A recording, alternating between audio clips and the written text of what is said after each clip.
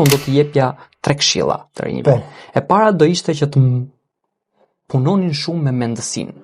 Është një punë e cila realisht është sfiduese, por aq sa sfiduese, gjithashtu dhe të ndërton. Të krijon karakterin, të rrit, të zhvillon në disa aftësi të ndryshme.